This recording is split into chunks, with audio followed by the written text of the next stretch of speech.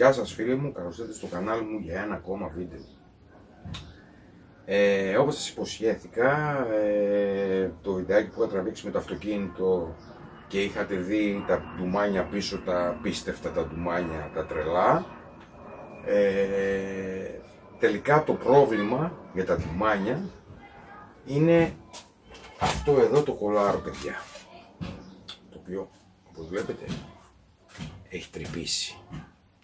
Εδώ, δεν ξέρω πώς το δείχνει η κάμερα, λογικά το δείχνει. Βλέπετε εδώ πέρα, έχει κάνει μια σχισμή τεράστια. Λοιπόν, αυτό το κολάρο μπαίνει στο αυτοκίνητο έτσι, από την τουρμπίνα έρχεται ο αέρας από εδώ, μπαίνει μέσα, μπαίνει πέρα μέσα από αυτό το κολάρο, προχωράει και μπαίνει στο intercooler και από εκεί πάει στην εισαγωγή. Λοιπόν, θα μου πείτε, εντάξει, σκίστηκε το κολάρο, φεύγει ο αέρας από την τουρμπίνα, τα ντουμάνια δεν καταλαβαίνουν. Ακούστε να δείτε τι συμβαίνει, τι γίνεται. Λοιπόν, αυτά τα αυτοκίνητα, αυτή η κινητήρη συγκεκριμένη Multijet, των 1300 κυβικών πετρέλαιο, για να μπορέσουν να δώσουν αυτή την υποδύναμη, γιατί έχει δύο μοντέλα, έχει με 90 άλογα, έχει με 75 άλογα, τέλος πάντων, ό,τι και να είναι, για να δώσουν αυτή την υποδύναμη, έχουν αυτό το turbo, την υποβοήθηση δηλαδή. Αυτή η τουρμπίνα δεν είναι, δηλαδή το τουρμπίσαμε το αυτοκίνητο για να πηγαίνει, είναι αναγκαίο κακό σε αυτά τα αυτοκίνητα. Χωρίς την τουρμπίνα, αυτοί οι κινητήρες δεν θα πήγαιναν βήμα. Γιατί το πετρέλαιο έχει αυτό το μειονέκτημα σε σχέση με τη βενζίνη. Δεν μπορείς να πάρεις μεγάλη υποδύναμη από μικρά κυβικά. Διότι η εκτόνωση που γίνεται μέσα στους κυλίνδρους είναι διαφορετική από την καύση της βενζίνης. Έχει ροπή, οι πετρελοκινητήρες έχουν ροπή και δύναμη, αλλά δεν μπορείς να πάρεις πάρα πολλά άλογα από λίγα κυβικά. Γι' αυτό θα έχετε παρατηρήσει τα παλιότερα τα Corsa, τα Polo, κάτι Golf. Τώρα τα παλιά τα Corsa τα πετρέλαιο ήταν 1900 κυβικά πετρέλαιο.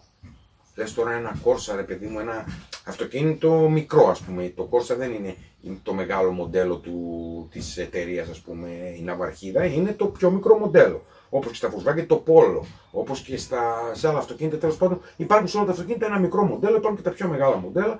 Το Corsa τώρα είναι το μικρότερο μοντέλο, το μικρότερο, από τα μικρά τέλος πάντων, της Opel. Τώρα, σε ένα τέτοιο σκάφος, τόσο μικρό, 1900 κυβικά, το κάνουν τόσα κυβικά για να μπορέσει το πετρέλαιο να έχει υποδύναμη, γιατί διαφορετικά θα πήγαινε βήμα. Μετά, επειδή τα πολλά κυβικά έχουν και άλλα μειονεκτήματα, ναι μεν παίρνεις υποδύναμη, αλλά υπάρχουν και άλλα μειονεκτήματα. Μεγάλη κατανάλωση καυσίμων, πολλά κυβικά, μεγάλοι κινητήρες, σε ένα μικρό αυτοκίνητο, πολλά. Αποφάσισαν και κατασκεύασαν αυτόν τον κινητήρα, το Multijet, το συγκεκριμένο, που τον φοράνε και Fiat, τους τα έχω ξαναπεί και άλλη φορά αυτά. Αυτούς τους κινητήρες τους φοράνε και πάρα πολλά Fiat, τους φοράνε και κάτι Suzuki Ignis, και σε κάποια άλλα μοντέλα είναι, αλλά δεν θυμάμαι τώρα, τέλος πάντων. Ο συγκεκριμένος κινητήρας, προσωπικά άποψή μου, αποδείχθηκε παλικάρι για πολλούς λόγους. Καταρχήν, έχει πιάσει πόσα χιλιόμετρα. Κατά δεύτερον, είναι για μένα ένα τεχνολογικό επίτευγμα στο κομμάτι πιο λίγα κυβικά, αρκετά άλογα και ντίζελ. Έτσι. Λοιπόν, να πούμε όμως το θέμα. Για ποιο λόγο ήρθαν τα ντουμάνια. Αυτός ο κινητήρας είναι κατασκευασμένος να δουλεύει με την τουρμπίνα, δηλαδή με υπερπλήρωση. Οπότε, είναι προγραμματισμένος ο εγκέφαλός του, να σας το πω έτσι, η ποσότητα του πετρελαίου με την ποσότητα του αέρα που μπαίνει μέσα από την τουρμπίνα δηλαδή, γιατί όταν είναι αυτοκίνητο είναι τουρμπισμένο, έχουμε περισσότερα λίτρα αέρα μέσα στους κυλίνδρους. Είναι λογικό. Πρέπει, γιατί τώρα να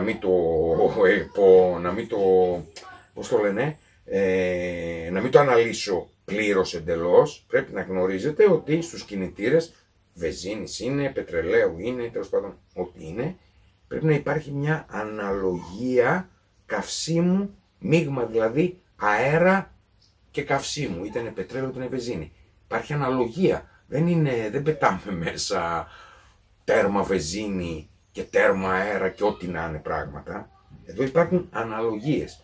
Δημιουργείται ένα μείγμα αέρα βενζίνης, συγκεκριμένη ποσότητα, συγκεκριμένα λίτρα, πώς να το πω, μάζα συγκεκριμένη, για να μπορέσει να υπάρξει μια σωστή καύση και μια σωστή απόδοση και όλα αυτά.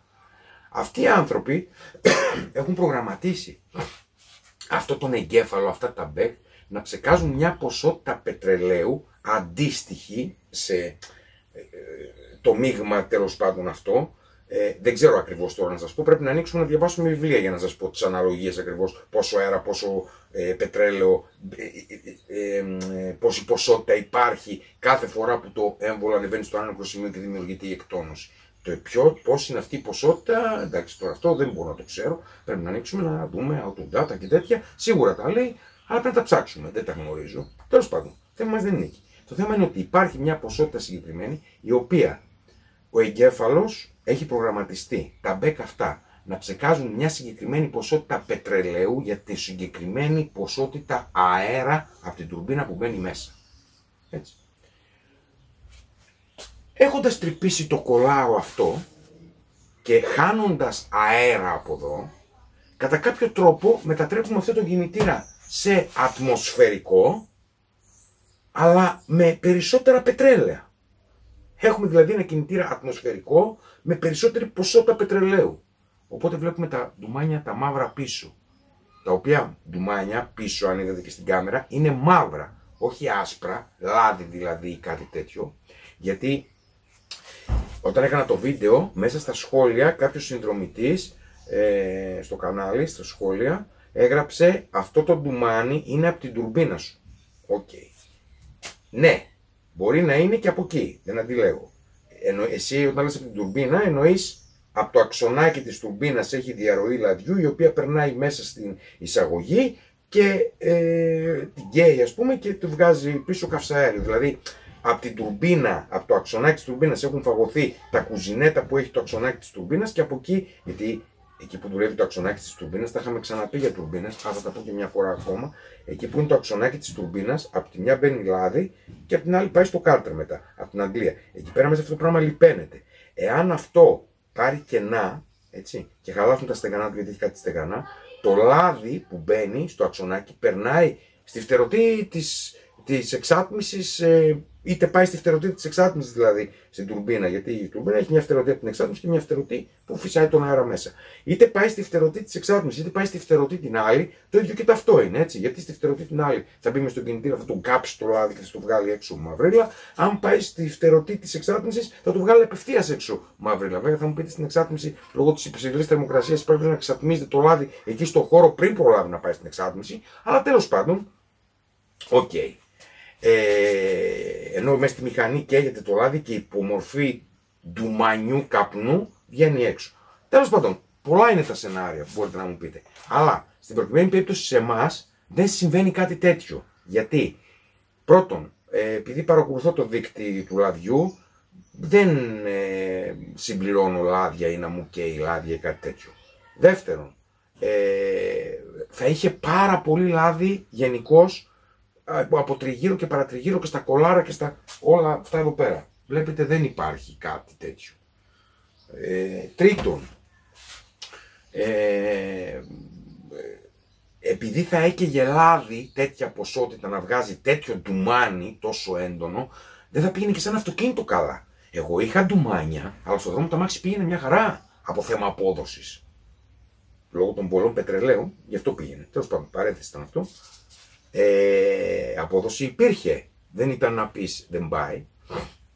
Αλλά το πιο βασικό θα το καταλάβαινα στο δίκτυο του λαδιού. Με τόσο ντουμάνι που βγάζε πίσω, έπρεπε να καίει πολύ λάδι, παιδιά. Πράγμα το οποίο δεν συμβαίνει. Λοιπόν, κάνω μια διακοπή στο βίντεο εδώ για να πω πάνω σε αυτό που είπα προηγουμένως κάτι. Κάνω μια διακοπή στο βίντεο να διευκρινίσω. Για την τουρμπίνα που είπα τώρα, είπα για το ότι ο φίλος μήπως εννοεί για τα λάδια και για αυτά. Υπάρχει και κάτι άλλο που ξέχασα να το πω. Μπορεί ο φίλος να εννοεί ότι δεν έχει καλή πίεση, η τουρμπίνα είναι πεσμένη δηλαδή, και λόγω του ότι είναι πεσμένη υπάρχει μικρότερη ποσότητα αέρα και δημιουργείται αυτό που είπα δηλαδή προηγουμένως, που είπα ότι η ποσότητα του αέρα με το πετρέλαιο είναι η αναλογία. Εάν είναι πεσμένη η τουρμπίνα συμβαίνει το ίδιο πράγμα. Δεν έχει την ποσότητα αέρα που πρέπει και βγαίνουν ντουμάνια. Δεν υπάρχει ούτε τέτοιο θέμα σε αυτό το αυτοκίνητο, γιατί από τη μάνα τους δεν έχουν οργανάκι μπαρόμετρο. Εγώ έχω βάλει μπαρόμετρο, θα το δείξω σε κάποιο άλλο βίντεο τέλος πάντων. Έχω βάλει μπαρόμετρο και συγκεκριμένη τουρμπίνα τουρμπίζει 1,2-1,3. Δεν τη λες και πεσμένη 1,2 μπαρ πίεση, έτσι, δεν τη λες και πεσμένη, οπότε ούτε από εκεί είναι. Μέχρι να παραγγείλω το καινούριο κολάρο, το οποίο είναι εδώ, και είναι και καλή μάρκα, έτσι, Gates, εντάξει, το γνήσιο 100% δεν είναι, αλλά είναι ένα καινούριο κολάρο τέλος πάντων, το οποίο είναι αυτό εδώ, αυτό που βλέπετε, με το παλιό. Λοιπόν, μέχρι να παραγγείλω κολάρο όμως, έπρεπε να κινηθεί το αμάξι, έτσι. Γι' αυτό το λόγο πήρα εδώ πέρα και το τύλιξα εγώ με ταινία και με κάτι που είχα εδώ πέρα, κάτι ταινίες αυτές που βάζουν και στα μπουριά, αν ξέρετε, τις Νικελέ εκείνες τέλος πάντων. Τέλος πάντων τον μπάλωσα λίγο για να μπορέσει να κυκλοφορήσει το αυτοκίνητο μέχρι να πάρω, γιατί δεν έχω άλλο αυτοκίνητο, μέχρι να πάρω το καινούργιο το κολάρο. Σας πληροφορώ ότι εντάξει, οι ταινίες δεν μπορούσαν να κρατήσουν τώρα και πολύ και δεν το τούρμπιζα κι εγώ και πολύ για να το πρίζω, να το φουσκώνω, δηλαδή είναι που είναι να το ζορίζω κι άλλο. Κρατούσαν οι ταινίες. Σας πληροφορώ ότι όσο κρατούσαν οι ταινίες, με το που έβαλα τις ταινίες εδώ και το ξανάβαλα πάνω, σταμάτησαν τα ντουμάνια από πίσω. Τα απίστευτα ντουμάνια. Πραγματικά. Που σημαίνει ότι. Και μετά κάθισα και σκέφτηκα, εγώ με το μυαλό μου, ποιος είναι ο λόγος, λέω, πραγματικά, που με το τύλιξα το κολάρο, σταμάτησαν τα ντουμάνια. Και μετά κάθισα στο μυαλό μου και το σκέφτηκα και διαπίστωσα το τι συμβαίνει. Αυτό συμβαίνει όσον αφορά το ντουμάνι, το μαύρο καπνό δηλαδή, και να ξέρετε, ειδικά στα πετρέλαια και στις βενζινητάξεις, ειδικά στα πετρέλαια, ο μαύρος καπνός, παιδιά, είναι καύσιμο. Είναι άκαυτο πετρέλαιο, είναι καύσιμο. Το λάδι έχει άσπρο καπνό, όχι μαύρο. Για να ξέρουμε τι λέμε, έτσι. Έναν μπλε-άσπρο βασικά, για την ακρίβεια, καπνό έχει το λάδι. Το καύσιμο, το πετρέλαιο τέλος πάντων, αυτά έχει μαύρο καπνό. Μαύρο. Αυτά όσον αφορά το κολάρο. Πάμε να το περάσουμε το καινούριο στη θέση του και θα σας δείξω και μερικά πλάνα πάνω από το αυτοκίνητο, να δείτε έτσι να δείτε περίπου σε ποιο σημείο βρίσκεται, αν έχουν και άλλη κόρσα δηλαδή, να ξέρετε που βρίσκεται, και αν έχετε και άλλη τέτοιο κόρσα το δικό μου, όταν θα πάτε για κάποιο σέρβις και αυτά τα κολάρα, ρίξτε μια οπτική ματιά, δεν λέω ότι θα είναι τρελή σας, ρίξτε μια οπτική ματιά, μήπως και είναι λίγο σκασμένα, λίγο αυτά, πριν προλάβουν να σκάσουν τελείως, να παραγγείλετε κάποιο, να πάρετε κάποιο καινούριο, ώστε να το αλλάξετε. Αλλά ρίξτε μια ματιά, μήπως έχει κανένα σκίσιμο, κανένα αυτό. Πάμε να δούμε λίγο το σημείο και συνεχίζουμε. Και όπως σας είπα, παιδιά, αυτό το κολάρο μπαίνει εδώ, επάνω είναι η τουρμπίνα, δεν ξέρω πόσο τη δείχνει η κάμερα, μπαίνει εδώ και από εδώ πηγαίνει μέχρι εδώ. Δηλαδή κάνει αυτή τη διαδρομή εδώ πέρα ακριβώς, εδώ πέρα μπαίνει. Θα το δείτε και μετά που θα το τοποθετήσω. Αυτό το κολάρο φτάνει εδώ και από εδώ μέσα μπαίνει στο intercooler, το οποίο τώρα δεν φαίνεται. Τέλος πάντων, αυτός ο σωλήνας εδώ πέρα που μπαίνει το κολάρο από την άλλη πλευρά καταλήγει στο intercooler. Δηλαδή μπαίνει εδώ και καταλήγει εκεί. Όπως βλέπετε μπαίνει ακριβώς σε αυτή τη θέση. Και επειδή είναι κοντά στην εξάτμιση, εδώ αυτή είναι η εξάτμιση, το φίλτρο DPF είναι αυτό, λόγω των θερμοκρασιών και λόγω των προβλημάτων αυτών, το ψιλοκαίει, το ψιλοζορίζει, γι' αυτό όταν το βάλω θα σας δείξω και τι άλλο θα κάνω, λίγο να το προστατεύσουμε από τη θερμοκρασία. Παρεμπιπτόντως, από την άλλη δουλειά που έγινε εδώ πέρα Με την καδένα, όπως βλέπετε, δεν υπάρχουν διαρροές πουθενά. Ούτε από το κάρτερ, ούτε εδώ πέρα πίσω, ούτε μπροστά. Είμαστε θεόστεγνοι. Τώρα το σηκώνω κι εγώ δηλαδή να το δω από κάτω. Εδώ παρεπιπτόντως κάπου το χτυπήσαμε το κάρτερ. Βλέπετε, είναι χτυπημένο. Και το αστείο είναι ότι έχω και καινούριο κάρτερ άλλο. Και εκείνη την ημέρα που έβγαλα εδώ πέρα για να κάνω τον καθρέφτη, το ξέχασα και δεν το έβαλα. Τέλος πάντων, γενικά, μια που το βλέπουμε και από κάτω, ας πούμε τώρα, είναι μια καλή ευκαιρία να σας πω. Το έχω πει πολλές φορές για τα χιλιόμετρα που έχει αυτό το Corsa, έτσι, μην το ξαναπώ κι άλλη φορά. Κοιτάξτε την κατάσταση που επικρατεί από το θέμα διαρροών, έτσι. Δεν υπάρχει τίποτα, παιδιά, είναι θεόστεγνα όλα. Παντού. Δεν υπάρχει λάδι πουθενά, παιδιά. Αν θα δείτε. Πουθενά. Δεν υπάρχουν διαρροές, δηλαδή. Είναι όλα θεόστεγνα. Όλα. Εντάξει, εκτός από κάτι νοτίσματα τώρα. Εδώ δεν είναι, δηλαδή, βλέπετε, ακουμπάω το χέρι μου και δεν λερώνει. Δηλαδή, έχει να κάνει, είναι νότισμα. Εντάξει, τώρα μην τρελαθούμε. Εδώ καινούργια αυτοκίνητα έχουν νοτίσματα. Αλλά γενικά βλέπετε ότι είναι όλο στεγνό. Δεν υπάρχει διαρροή πουθενά. Πουθενά. Πραγματικά. Και η κατάσταση του όλου αυτοκινήτου είναι αυτή που βλέπετε εδώ πέρα. Μετά από αυτά τα χιλιόμετρα. Τώρα βέβαια, εντάξει, αυτό το Corsa το συγκεκριμένο, εάν το πουλήσω κάποια στιγμή, αυτός που θα το πάρει, με τόσες δουλειές που έχουν γίνει και με τόσα αυτά που έχουν γίνει, θα ξέρει τι παίρνει. Παρεπιπτόντως να πω, εδώ πέρα πίσω υπάρχει μια βάση, αυτή εδώ, η οποία όπως βλέπετε έχει πάρει κενό και θέλει αλλαγή. Αυτή η βάση, βλέπετε εδώ, έχει διαλυθεί πλέον, θέλει αλλαγή. Τέλος πάντων, θα την πάρουμε για αυτή τη βάση, θα την αλλάξουμε στο επόμενο βήμα. Εντάξει, δεν γίνεται όλα μαζί. Λοιπόν, πάμε να βάλουμε το κολάρο τώρα και να σας δείξω τι θα κάνω, λίγο να το προστατεύσουμε και συνεχίζουμε. Λοιπόν, παιδιά, το τοποθετήσαμε το κολάρο όπως βλέπετε. Πάνω, κατεβαίνει και πάει μέχρι εδώ που σας έλεγα. Δεν είναι τσιρότο, ούτε το βάλαμε στο γύψο, έτσι. Λοιπόν, αυτό είναι ένα υλικό το οποίο δεν καίγεται, είναι σαπανί τέλος πάντων. Όπως βλέπετε τύλιξα το κολάρο με αυτό, έτσι, με σύρμα. Αυτά τα ξέφτια που έχει εδώ δεν είναι τίποτα αυτά, δεν είναι κάτι, εντάξει, αυτά εδώ πέρα δεν είναι τίποτα. Λοιπόν, ούτως ώστε εδώ που έρχεται κοντά στην εξάτμιση, όπως σας είπα, να το προστατεύει αυτό το υλικό όσο μπορεί, για να αυξήσουμε το χρόνο ζωής. Θα μου πείτε βέβαια κάποιοι εδώ, αυτό το κολάρο την ώρα που δουλεύει η τουρμπίνα φουσκώνει, ξεφουσκώνει, φουσκώνει, ξεφουσκώνει, και το σύρμα που έχω βάλει εγώ υπάρχει κίνδυνος από το φούσκωμα που κάνει να το πληγώσει. Θα σας προλάβω για να σας πω ότι το σύρμα το έχω χαλαρό εδώ. Αν θα δείτε, κρατάει απλά το αμιαντόπανο. Το έχω χαλαρό εδώ πέρα το σύρμα, μα βλέπετε. Δεν το έχω σφίξει. Δηλαδή έχω δώσει περιθώρια στο κολάρο να κάνει φούσκωμα. Και να σας πω και κάτι, τώρα φυσικά δεν μπορώ να το κάνω γιατί είμαι μόνος μου, αλλά το έχω δοκιμάσει αυτό το πράγμα άλλη φορά. Είχα κάποιον επάνω και μαρσάριζε και το είδα το κολάρο πως φουσκώνει την ώρα που φουσκώνει. Μιλάμε για ένα φούσκωμα όχι τραγικό, μην φανταστείτε ότι γίνεται μπαλόνι και ξανακλεφουσκώνει. Μιλάμε για ένα φούσκωμα από την κανονική του διάσταση, ανοίγει μερικά χιλιοστά παραπάνω. Έτσι, δεν μιλάμε για τραγικό φούσκωμα. Οπότε αυτός ο αέρας που έχω αφήσει με το σύρμα έχει το χώρο του. Να το πω έτσι με μια λέξη. Το κολάρο έχει το χώρο του. Λοιπόν, αυτό ήταν, παιδιά, το πρόβλημα, το λύσαμε.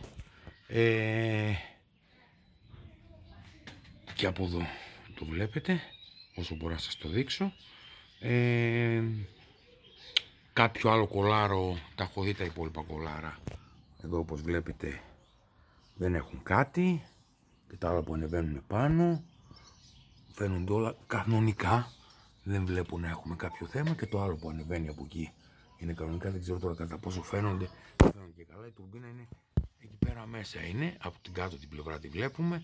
Τώρα όσο φαίνεται παιδιά. Τα έλεγξα για τα υπόλοιπα τα κολάρα, δεν έχουν κάτι.